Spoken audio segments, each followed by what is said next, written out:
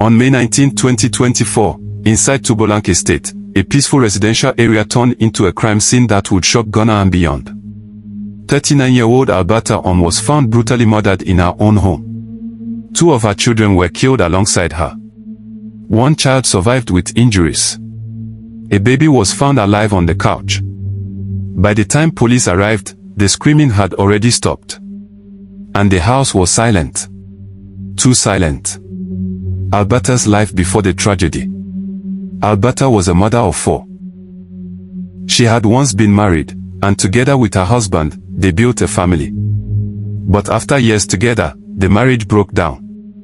There were reports that her husband was living in the United States at the time of their separation.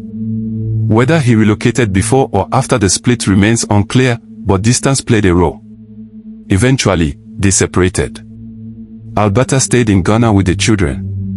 As a single mother raising 4 children largely on her own, life wasn't easy. She carried the weight of school fees, feeding, household bills, and emotional responsibility, mostly by herself.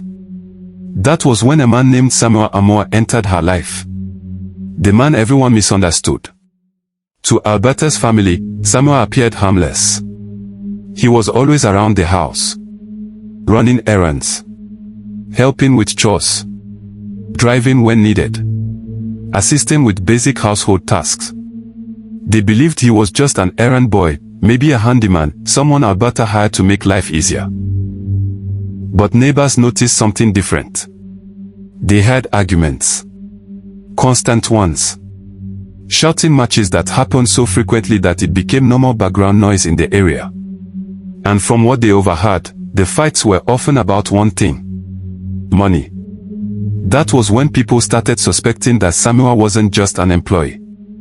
He was involved with Alberta romantically. But it was not a healthy relationship. The 20,000 Cedis.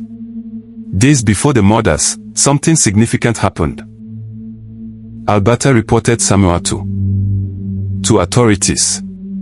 Her accusation: he had transferred 20,000 Ghanaian Cedis from her mobile phone to his personal account. This wasn't robbery in the traditional sense. He didn't break in. He didn't force her at gunpoint. He had access to her phone. Access means trust. And the money he transferred wasn't random. It was money sent by her husband in the United States, meant for the upkeep of Alberta and the children. 20,000 Cedis. Gone. When Alberta discovered what happened, she did not stay silent. She reported him.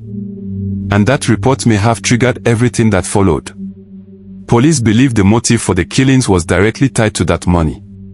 Amoa allegedly had no intention of paying it back. And once legal pressure began mounting, desperation may have taken over.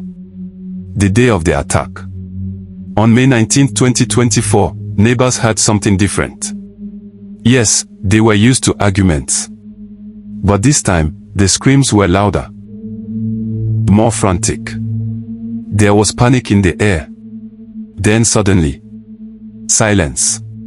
Someone called the police. When officers arrived, the scene was horrifying. Alberta was dead. 2 of her children were dead beside her. They had been attacked with a machete, severe blows to the head. Another child was injured but alive. A baby was found on the couch and survived. The brutality shocked everyone. This wasn't a crime of impulse alone. It was violent, personal, up close. And immediately, suspicion fell on one person: Amoa. The manhunt. After the murders, Amoa vanished. He disappeared. For nearly 1 year and 4 months, police searched for him. He was hiding, evading arrest, living quietly somewhere while a family mourned. But eventually, on September 17, 2025, he was captured. He was arrested and taken into custody. Under interrogation, he admitted to killing Alberta and the children. Authorities are still investigating whether anyone assisted him in the attack, but many believe he acted alone. He remains in custody as the legal process moves forward. The bigger picture. This case is heartbreaking on so many levels. A woman trying to rebuild her life after separation. A mother raising children largely on her own. A man who presented himself as helpful, dependable, useful. But behind that helpful image, there may have been manipulation, financial exploitation, control, and ultimately, violence.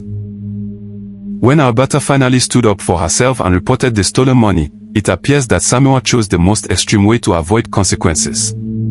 He eliminated the person who could hold him accountable. And in doing so, he took innocent children with her. The aftermath. A family destroyed. Children traumatized. A community shaken. And one haunting question remains. If Alberta had known what he was capable of, would she have ever let him into her home? This tragedy serves as a painful reminder. Not everyone who offers help has good intentions. Access to your home, your finances, your children, is not something to give lightly.